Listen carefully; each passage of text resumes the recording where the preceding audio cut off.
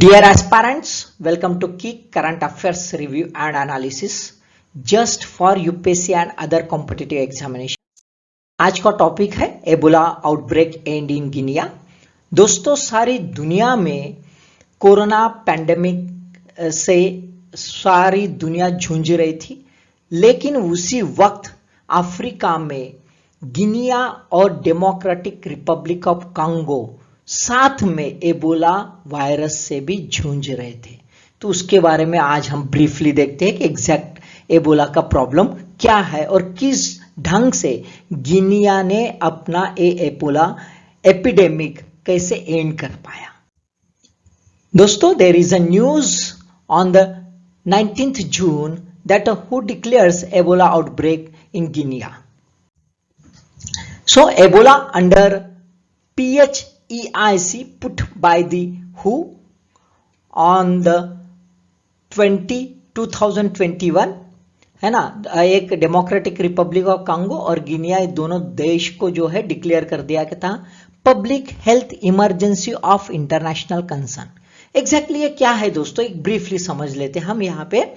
ये देखो, कोई भी ऐसा डिसीज रहे, कोई भी ऐसी एलिमेंट रहे जिसका रिस्क जो है इंटरनेशनल लेवल पर रह सकता है, यानी एक देश में कोई डिसीज रेज हो गया है और उसका इंटरनेशनल रिपरकेशंस गिर सकते हैं, इंटरनेशनल ट्रांसमिशन हो सकता है, और जो सिचुएशन सीरियस है, सडन है, अनयूजुअल है, अनएक्सपेक्टेड है, और जिसके लिए पब्लिक हेल्थ जो है, ये public health issues cross border level पर जा सकते हैं and it need immediate international action. ऐसे डिसीज जो है इनको हु PHEIC ये ब्लॉक में रखते हैं, और एक बार ये डिक्लेयर कर दिया गया तो कंसर्न जो स्टेट है जहां पे ये आउटब्रेक हो गया है, the concern state have a legal duty to respond in toto promptly, है ना, विद दिस कंसर्न। ये जितने भी मैटर्स है उससे उसको रिस्पॉन्ड करना पड़ता है, इट्स अ लीगल रिस्पॉन्सिबिलिटी। अब ये जो है डिक्लेयर कर दिया गया and of Ebola outbreak by the George की जेरबो, WHO head office and representative in Guinea, है ना। गिनिया में एक जो है वहां पे हेड है, उन्होंने बोला है I have honour of declaring end of Ebola in Guinea. कब डिक्लेयर कर दिया था? 19th June 2021। कब आया था ये एबोला वहां पे गिनिया में? जनवरी 2021 को। दोस्तों, हु कैसे डिक्लेयर करता है इन जनरल ये आउटब्रेक एंड कैसे हो गया है? तो अब देखो दोस्तों कि यहाँ पे लिखा है, देखो यहाँ पे क्लियर कट लिखा है interruption of human to human transmission. Word है interruption of human to human transmission, ध्यान में रखो। ओके, यहाँ पे ये बोला नहीं गया है कि interruption of wild life to human transmission, ये वर्ड नहीं बोला गया है। इसके बारे में मैंने पहले ही बता दिया था, एक पिछला वीडियो आपने देखा होगा, नागालैंड की बैट स्टडी, वहां पे बोला गया है कि there is a transmission of virus from wild life to human is called as a spill over event. बराबर है। अब ये स्पिल ओवर इवेंट नहीं, ये आउटब्रेक इवेंट है, तो ह्यूमन टू ह्यूमन ट्रांसमिशन यदि इंटरप्ट हो गया है, अब इंटरप्ट हो गया है तो कैसे? तो एक जो वायरस होता है सपोज टू बी, उसका जो इंक्यूबेशन पीरियड होगा, मैक्सिमम इंक्यूबेशन पीरियड, है ना, जैसे अभी एबोला का मैक्सिमम इंक्यूबेशन पीरियड जो है वो टोटल 21 दिन का है, 21 डेज का है। तो 21 डेज का है, तो जो भी इंक्यूबेशन पीरियड रहेगा मल्टीप्लाई बाय 2, उतने दिन जो है, जैसे यहाँ पे 42 डेज आते हैं, उतने दिन इंतजार करना पड़ता है कि इन दिनों में एक भी केस रेज नहीं हुई। जिस वक्त एक भी case within 42 days raise नहीं हुई, उसी वक्त डिक्लेयर किया जाता है in the context of Ebola it's end of the Ebola outbreak. तो गिनिया में जो क्लोज किया गया कि बोला गया है कि एबोला खत्म हो गया है अभी इस बार, उसका मतलब है कि एबोला में वहां पे गिनिया में पूरे 42 डेज इंतजार किया ने और देखा कि एक भी केस बाहर नहीं आई। ओके, तो this is the criteria of ending of any outbreak. अब जो डेमोक्रेटिक रिपब्लिक ऑफ कांगो है वहां पे तो कुछ और बेकार ही प्रॉब्लम थे। वहां पे मई 2021 जो है उसमें डिक्लेयर कर दिया गया कि एंड ऑफ द एबोला, खत्म हो गया करके, है ना। नॉर्थ किवू जो है, देखो दोस्तों यहाँ पे ये एरिया है, नॉर्थ किवू जो रीजन है वहां पे फरवरी 2001 में 21 में आ गया था। अब 2021 में ये जब आ गया था तो विधि ना देखो बहुत जल्दी उन्होंने कवर कर लिया, जबकि the DRC have a lot of problems. DRC बेचारे अपने decades of violence arm group के साथ झुंझ रहे, साथ में कोरोना से भी झुंझ रहे और साथ में एबोला से भी। तो it's a great achievement for the Democratic Republic of Congo और it's also great achievement of the WHO। अब देखो मेन है, हम गिनिया के बारे में देख रहे हैं। तो गिनिया में जो है आउटब्रेक डिक्लेयर किया था 14 फरवरी 2021, है ना। कौन से एरिया में? एक साउथ एरिया जो है गिनिया का, ये एरिया में डिक्लेयर कर दिया गया था, कैरोरे जो है एरिया वहां पे। अब देखो ये एरिया जो है ये लाइबेरिया, सीरियालोन, है ना, कोटिडियारे, ये कंट्रीज को लग के है। तो ऑब्वियसली 2013-16 के एपिडेमिक में बस यही से शुरुआत हो के बाद में गिनिया, लाइबेरिया, सीरियालोन, ये अगल बगल के पूरे कंट्रीज जो है कवर हो गए थे और बहुत ज्यादा लोगों की डेथ हो गई थी, है ना। जबरदस्त लोग मारे गए थे, 11,300 लोग करीबन, उससे भी ज्यादा। अब यदि 2014 यानी 2013-16 ये रेंज में यदि 10 अक्टूबर 2014 का हम आउटब्रेक के बारे में देखते हैं तो it was crossing beyond the Africa. Africa का एबोला ने अपना लिमिट क्रॉस कर लिया था, ये तो उसका एरिया था ही, वो साथ में ब्राजील, USA है, स्पेन है, फ्रांस है, UK है, इटली है, ये देशों में भी फैल गया था। तो एबोला जो है उस वक्त 2014 में बस पैंडेमिक का रूप ही ले रहा था थोड़ा बहुत, है ना। बाद में वो वहां पे ये जो है USA वगैरह में कम केसेस दिखे गए, तुरंत कंट्रोल भी आ गया, इसलिए ये एपिडेमिक ही डिक्लेयर रहा, अदरवाइज ये पैंडेमिक डिक्लेयर हो गया रहता 2014 में। अब 2014 में इतने हाई इंटेंसिटी होने का क्या कारण था? तो देखो क्या प्रॉब्लम्स आए थे, ये बहुत जरूरी है इसलिए कि हम अभी कोरोना के इसमें जूझ रहे और सेम गलतियां अभी भी हो गई है थ्रू आउट द वर्ल्ड। देखो, no effective early warning system, कोई अर्ली वार्निंग सिस्टम बिल्डअप नहीं होगी थी। Disjointed and under resource health care system, वैसे भी अफ्रीकन कंट्रीज जो है वो थर्ड वर्ल्ड कंट्रीज है तो वहां पे हेल्थ केयर इश्यूज है। हम तो इमर्जिंग कंट्री कहते हैं और उसके बावजूद तो हमारे रूरल एरिया में हेल्थ केयर सिस्टम फेल्यूर है, तो वहां पे तो ऑब्वियसली बुरे हाल होंगे, है ना। वीक डायग्नोस्टिक सिस्टम, अभी हमने भी कोरोना केस में देखा कि डायग्नोस्टिक सिस्टम अच्छी नहीं है। Delayed in resource provision bye international medical community, ये भी गलती हो गई थी, हु के तरफ से एक टाइम लैग रहा, बहुत जल्दी जो है रिस्पॉन्स अच्छा नहीं रहा। साथ में ट्रेडिशनल बुरियल प्रैक्टिस एक मेजर इश्यू भी माना गया है वहां पे। वहां पे जो है जो डिसीज होता है, डेथ होती है, उसको नहलाते हैं, उसको टच किया जाता है, एक रिचुअल किया जाता है, कम्युनिटी रिचुअल, और उसके बाद उसका बुरियल प्रैक्टिस की जाती है। तो ऑब्वियसली उसके वजह से जो एबोला से जिसकी डेथ हो गई थी उसके संपर्क में बहुत सारे लोग आते थे एक साथ, और एक साथ जो है उनमें ट्रांसमिट हो जाता था और ये मास लेवल पर फिर इसकी इंटेंसिटी बढ़ती गई। दूसरा है कि लोग सुनते भी नहीं थे, अभी भी हमने देखा कोरोना में लोग सुनते नहीं है, ये तो it's a normal human tendency, है ना। एपेथेटिक एटीट्यूड रहता है, कोई भी पॉजिटिव रिस्पांस हम नहीं देते, वहां पे भी वैसा ही हुआ था। हाई डेंसिटी पॉपुलेशन एरिया जो अर्बन एरियाज के है, बहुत सारे अफ्रीकन कंट्रीज जो है, अफ्रीकन कंट्रीज में अर्बन एरिया में कॉन्सेंट्रेशन ज्यादा है, रूरल एरिया में स्पेयर्स है, तो अर्बन एरिया में इसका स्प्रेडिंग बहुत ज्यादा हो गया था। और साथ में जब ये इंटरनेशनल लेवल का रुख अपना लिया था, यानी USA, ब्राजील वगैरह चला गया था, just because of the travel history, जो हम अभी कोरोना की इसमें देखते हैं, ट्रैवल हिस्ट्री की वजह से ट्रांसमिशन होता गया और आउटब्रेक बढ़ता गया। अब एक्चुअली एबोला का इतना क्या डर है ना, व्हाट इज द थ्रेट? तो खास बात यह है, 3 थिंग्स, रिकरेंस, परसिस्टेंस और रीइंफेक्शन, ये 3 क्राइटेरिया जो है इसके वजह से एबोला का डर जो है, ये खौफ जो है ये बना है।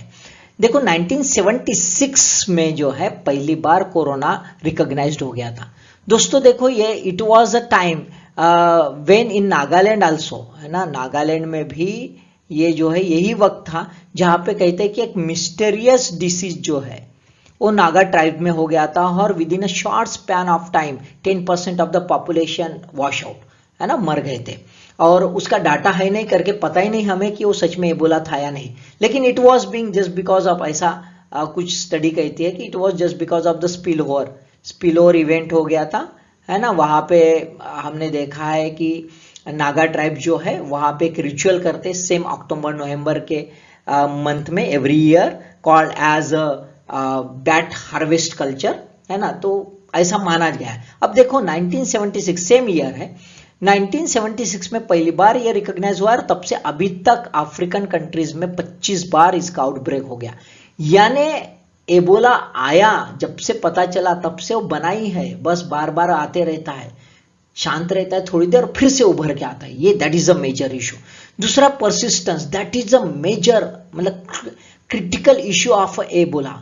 Persistence of virus in survivor, जो एबोला से मुक्ति पा लेते हैं उनमें वो वायरस रहता है ना। देखो कोरोना केस में ऐसा नहीं, कोरोना केस में एंटीबॉडीज आ जाती है, वो कैरी ऑन नहीं करता।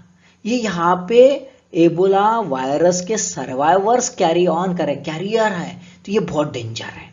री इन्फेक्शन का भी एक प्रॉब्लम रहा है, जो कोरोना केस में भी हमने देखा है री इन्फेक्शन का, यहाँ पे भी री इन्फेक्शन का है। तो जो तीन चीजें है, it is a major problem. देखो अभी centre for disease control and prevention क्या कहते हैं कि this year outbreak could be just because of the persistent infection in survive from the west African outbreak, यानी पहले से अभी कैरी ऑन कर रही just because of this survivors, ये सर्वाइवर्स रिस्पॉन्सिबल रहे। तो ये that is a major issue of Ebola. अब ये ट्रांसमिशन कैसे होता है, तो पहला वाला ट्रांसमिशन स्पिलओवर इवेंट होता है, जो मैंने आपको पिछले वीडियो में भी बताया, है ना। और दूसरा फिर आउटब्रेक जब होता है तब ह्यूमन टू ह्यूमन ट्रांसमिशन होता है ना। यहाँ पे तो एनिमल टू ह्यूमन होता है, वो स्पिलओवर इवेंट होता है कि जो वाइल्ड लाइफ है उनके साथ इंटीमेट कांटेक्ट आ गया है, और दूसरा human to human intimate contact आ गया है, जैसे क्लोज कांटेक्ट 3 to 1 मीटर के इसमें अनसेफ ब्यूरल प्रैक्टिसेस यदि करते हैं तो कंटेमिनेटेड एटम्स के वजह से, फ्लूइड बॉडी फ्लूइड के वजह से टच यदि हो गया तो। और एक खास बात है कि इसका एयर ट्रांसमिशन नहीं है और फूड ट्रांसमिशन नहीं है, that is a major issue. यानी यहाँ पे कोई ये टेंशन लेने वाली बात नहीं है। कोरोना की इसमें हमने देखा एयर ट्रांसमिशन है ना। तो कोरोना और इसमें ये डिफरेंशिएट हम कर सकते हैं। अब नेचुरल कैरियर्स है इसके, देखो नेचुरल कैरियर्स है इतने सारे, मैक्सिमम वाइल्ड लाइफ एनिमल्स जो है of a rain forest area. और इसी वजह से देखो दोस्तों कि ये जो जितने भी एरिया देखते हैं हम जहाँ पे ये एबोला आउटब्रेक बार बार होते रहता है, ये रेन फॉरेस्ट एरियाज ही है ना। जैसे फ्रूट बैट है, चिंपांजी है, गोरिल्ला है, मंकी, फॉरेस्ट एंटेलोप है ना, पाकुपाइंस है, ये सब जो वाइल्ड लाइफ है ये इसके वजह से कोरोना फैलता है, ऐसा कहा जाता है ना। एक यदि ग्लोबल लेवल पर यदि हम डिस्ट्रीब्यूशन देखें एबोला का, तो कहा जाता है कि fruit bat is a natural reservoir, वो कैरी ऑन कर रही है पूरा, यहाँ से इतना एरिया जो है ये कवर कर रही है, ये एरिया में फ्रूट बैट है, उसका डिस्ट्रीब्यूशन है। इस बिलोंग टू द टेरोपोडाइडी जो फैमिली होती है, और इसके सलाइवा में वगैरह जो है होता है, रहता है करके वायरस रहता है। अभी मैं एक्सप्लेन किया है कि नागालैंड में जो है ये ऐसा इशू 1976 में हुआ था, अराउंड 1970s में। तो ये कहते हैं कि just because of the intimate contact with the bat.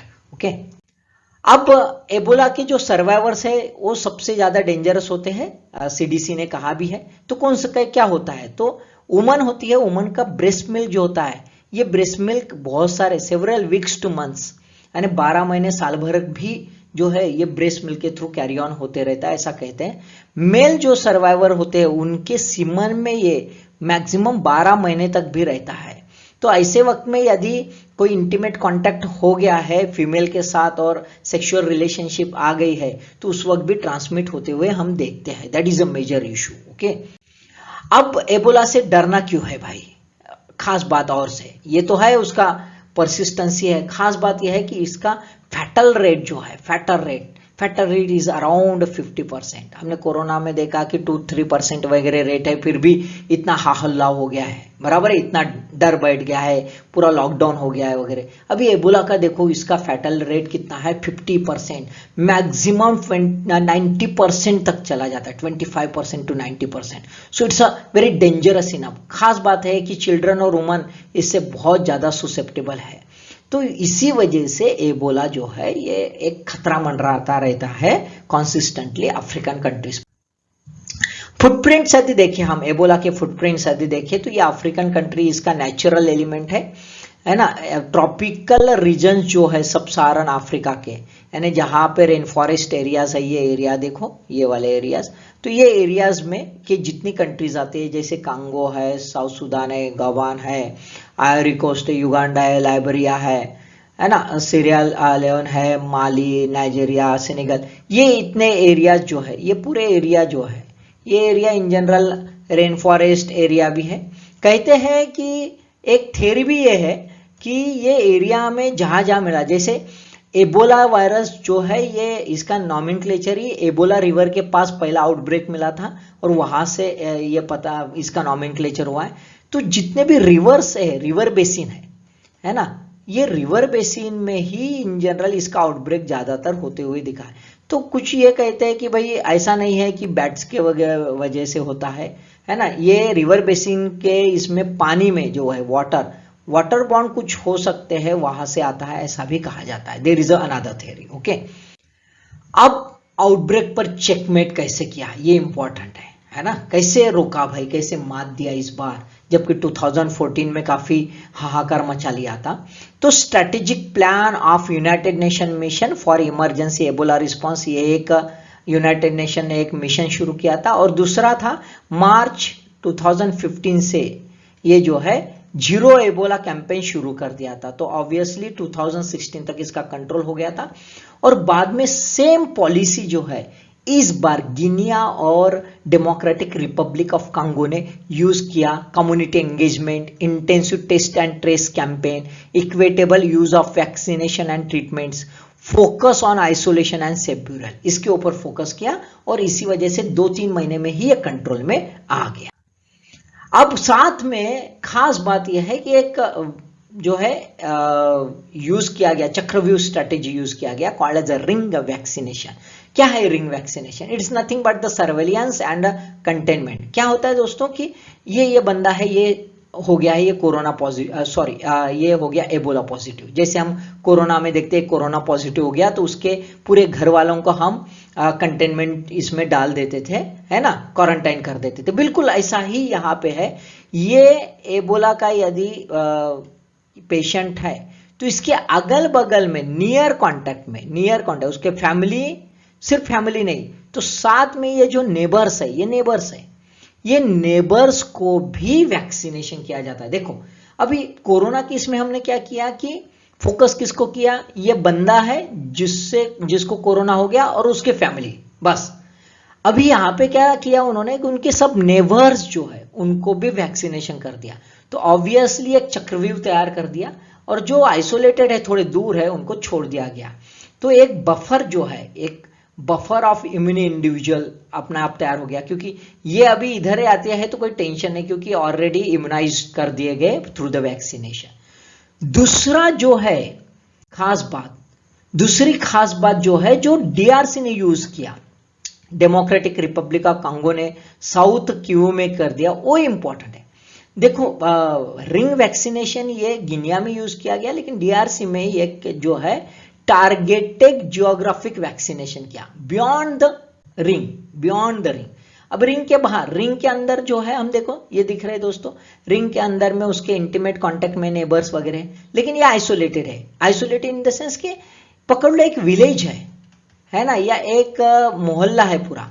अब इसने क्या किया है कि ये टारगेटेड जियोग्राफिक वैक्सीनेशन में कि जो भी बंदा मिला है उसके अगल बगल के तो छोड़ दो, पूरे एरिया के जैसे अभी देखो कोरोना के इसमें धारावी में किया गया है ना, Dharavi is a successful model.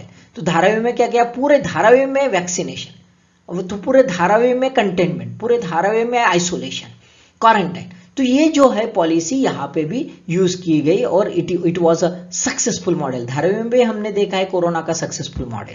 Okay, अब हु की गाइडलाइंस क्या है इन जनरल एबोला के कॉन्टेक्स्ट में? कुछ गाइडलाइन है ना, टिपिकल गाइडलाइंस दिया है। Reducing the risk of wild life to human transmission, उसके लिए जो है उनका हैबिटेट प्रोटेक्ट करने के लिए कोशिश की जा रही वाइल्ड लाइफ की, और ह्यूमन और वाइल्ड लाइफ की जो भी इंटर एक्शन होता है just because of the some called as a bushmeat, क्योंकि कुछ ट्राइबल पीपल जो है इसके ऊपर निर्भर रहते हैं, क्योंकि उनका फूड होता है, तो वो भी कम किया जाए, इसके ऊपर कोशिश की जाएगी। Reducing the risk of human to human transmission, ये कैसे करेंगे, इसके ऊपर फोकस करने की कोशिश करेगा थ्रू द वैक्सीनेशन जो है ना, वैक्सीनेशन करेंगे, आइसोलेशन का पॉलिसी या क्वारंटाइन की पॉलिसी अपनाएंगे। आउटब्रेक कंटेनमेंट मेजर्स, जितने आउटब्रेक कंटेनमेंट मेजर्स है, यानी जितने भी कम्युनिकेशंस है ना, कम्युनिकेशंस एलिमेंट, उसको ब्रेकआउट करेंगे, यानी जो रोड ट्रांसपोर्ट वगैरह होते हैं उसको रोकेंगे वगैरह, एक एरिया कंटेनमेंट वगैरह करेंगे, और फुल एरिया वैक्सीनेशन जो है, टारगेटेड एरिया वैक्सीनेशन उस टाइप का करेंगे। Reducing the risk of possible sexual transmission, यानी जो भी कोरोना एबोला सर्वाइवर है, वो एबोला सर्वाइवर को जो है प्रॉपरली सेफ सेक्स के बारे में ट्रेनिंग दी जाएगी, या फिर जब तक उनका सीमेन में एबोला निगेटिव टेस्ट नहीं आती तब तक उनको थोड़ा सा डिस्टेंस रखने की कॉन्सिस्टेंटली सलाह दी जाएगी। और इसके वजह से जो है सीमन टेस्ट जो है, सीमन की एबोला टेस्ट जो है, वो उसका ड्राइव जो है मास लेवल पर किया जाएगा। Reducing the risk of transmission from pregnancy related fluids and the tissues, इसके लिए जो है प्रेग्नेंट वुमन उनका वैक्सीनेशन किया जाएगा। ब्रेस्ट फीडिंग पर भी फोकस किया जाएगा कि कोई ट्रांसमिशन ना हो, और उसके लिए प्रिकॉशनरी मेजर लिए जाएंगे। जब तक उनके शरीर में एबोला जो है, एबोला का पूरा खात्मा हुआ नहीं, ये कंफर्म नहीं होता थ्रू द टेस्ट, तब तक ब्रेस्ट फीडिंग वगैरह रोकी जाएगी। तो these are the some 5 norms जो है, 5 फोल्ड मेजर्स जो है वो एबोला के लिए यूज किए जाएंगे। अब lessons to India, very important enough है ना, in the context of the ये from the point of view of UPSC mains के कॉन्टेक्स्ट में जो सजेस्टिव वगैरह रहते हैं ना, आपको क्वेश्चंस आते हैं, इसीलिए ये है lessons for India. Identify spillover hotspots, है ना, स्पिलओवर हॉटस्पॉट्स हमने ढूंढना है इंडिया में भी, कि ऐसे कुछ वायरल हॉटस्पॉट्स है कि जहां पे वाइल्ड लाइफ और ह्यूमन बीइंग का इंटरेक्शन है, इंटरफेस है, उसको रोका जाए। दूसरा, रेगुलर हेल्थ सर्वेलेंस होना चाहिए। एक हेल्थ जो है सर्वे वो कॉन्सिस्टेंट लेवल पर होना चाहिए, जैसा हम सैंपल सर्वेस करते हैं बाकी इसके लिए, इकोनॉमिक इसके लिए, तो हेल्थ का भी सैंपल सर्वे कॉन्सिस्टेंट होता रहे, कॉन्सिस्टेंट वॉचर है। मेन इंपॉर्टेंट है पब्लिक अवेयरनेस कैंपेन, बहुत इंपॉर्टेंट है, लोगों को बार बार इत्तला दी जाए, लोगों का ट्रेनिंग दिया जाए, उनको एजुकेशन दिया जाए, सेंसिटाइज किया जाए about the health issues. Epidemic या पैंडेमिक में का हिस्टोरिकल डाटा एनालिटिक स्टडी बार बार हो। देखो पिछले वीडियो में मैंने बताया कि नागालैंड बैट स्टडी में ये पता चला है कि ऑलरेडी 1970s में ऐसा कुछ मिस्टीरियस डिसीज हो गया था, तो कोई स्टडी नहीं हुई, कोई डाटा ही नहीं बना, तो हमें पता ही नहीं रहता कि एग्जैक्ट क्या हो रहा है। तो ये बहुत जरूरी है, इंडिया में ये बहुत बड़ी गैप है डाटा एनालिटिक की, वो भर दी जाए। Focus on research and development, research and development पर ज्यादा से ज्यादा इन्वेस्टमेंट हो, बजटरी प्रोविजंस हो अच्छी से अच्छी, साथ में पब्लिक प्राइवेट पार्टिसिपेशन को ज्यादा से ज्यादा बढ़ावा दिया जाए। Skill upgradation of the all stakeholder works in the epidemic और पैंडेमिक। अभी हमने देखा है कि बहुत सारे जो स्टेक होल्डर्स हैं, यानी फ्रंटलाइन वर्कर्स हैं, उनको भी हमारे इंडिया में कोरोना हो गया है, हमने देखा है। एबोला की इसमें भी देखा गया था कि वो जो फ्रंटलाइन वर्कर्स थे, जो बुरियल प्रैक्टिसेस करते थे, वो बेचारे सुसेप्टेबल हो रहे थे, तो उनको प्रोटेक्ट करने की जरूरत है ताकि और ट्रांसमिशन ना हो। उनमें स्किल डेवलपमेंट होना बहुत जरूरी है, how to handle all these things.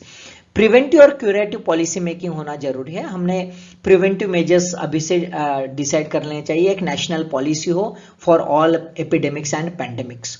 Strengthen the local government bodies for civic amenities, major issue है, सिविक एम्यूनिटीज अच्छी नहीं रहती है, लोकल बॉडीज अभी भी स्ट्रांग नहीं है, called as a reformative level पर अभी भी गई नहीं, बहुत सारे लोकल बॉडीज के अपने प्रॉब्लम्स है, तो सिविक एम्यूनिटीज अच्छी रहती नहीं, और उसके वजह से अनहाइजीनिक कंडीशन अर्बन एरिया में होती है, और अर्बन एरिया एक कॉन्सेंट्रेटेड एरिया डेमोग्राफिकली, तो अर्बन एरिया को क्लीन रखे तो प्रॉब्लम सॉल्व हो सकते हैं। और सबसे इंपॉर्टेंट है that is a political will, so there is a need of regenerating the spirit of the cooperative federalism, है ना। हमारे इंडिया में जो है स्टेट और सेंटर इनका ट्यूनिंग अच्छा रहे, अच्छा ट्यूनिंग यदि रहे तो फिर अपने आप जितने भी एपिडेमिक और पैंडेमिक है उसको प्रॉपरली कंट्रोल कर पाएंगे, and India will becoming one of the strong country in the world of health. So दोस्तों, आई होप सो आपको समझ में आया होगा। एक ब्रीफली मैंने बताने की कोशिश की। अभी हम कुछ देख लेते हैं क्वेश्चंस वगैरह क्या हो सकते हैं। यूपीएससी प्रीलिम में क्या आ सकता है, एक पॉसिबिलिटीज है ना, आपके लिए मॉडल क्वेश्चन है। With respect to Ebola outbreak in Guinea in a recent past, which of the following sentence is or are correct? Declared as a pandemic by the WHO, huge casualties due to poor health governance, spread to all countries of Africa continent। क्या हो सकता है? तो आपने video देखा है, आपको answer आ गए, कोई इशू नहीं, मुझे आंसर बताने की जरूरत नहीं। You are truly serious and brilliant student. Second देख लेते हैं model question. Why there is a more concern of Ebola virus disease? क्या डर है भाई? Just because of the fatal rate is high, or just because of the high air transmission capacity, or just because of the high recurrence? क्या है ना, you know very well, okay? तो आप देख लीजिए, these are the some model questions which may be asked in the prelim, है ना। अभी हम यूपीएससी मेंस के कॉन्टेक्स्ट में भी देख लेते हैं। देखो, despite of a third world country, Guinea this time succeed to contain Ebola outbreak with its multi layered strategy. How this experience assists to Indian policymakers to contain COVID pandemic? Discuss in brief, है ना। तो इस type का कुछ questions आ सकता है based on the experience of Guinea management of the Ebola outbreak, है ना। तो ये क्वेश्चंस हो सकता है, ये पॉसिबिलिटी करके आप छुड़ा के देख लीजिए, प्रैक्टिस कीजिए, बार बार देखिए, आप वीडियोस देखिए, पढ़ते रहिए और फिर से लिखने की कोशिश कीजिए। मेंस वही होता है दोस्तों कि बार बार हम लिखेंगे तो आ जाएगा, है ना। अपने आप बार बार लिखो, बार बार समझो, बार बार पढ़ो, तो अपने आप ग्रिप आ जाएगी। कोशिश करिए। Okay, all the best.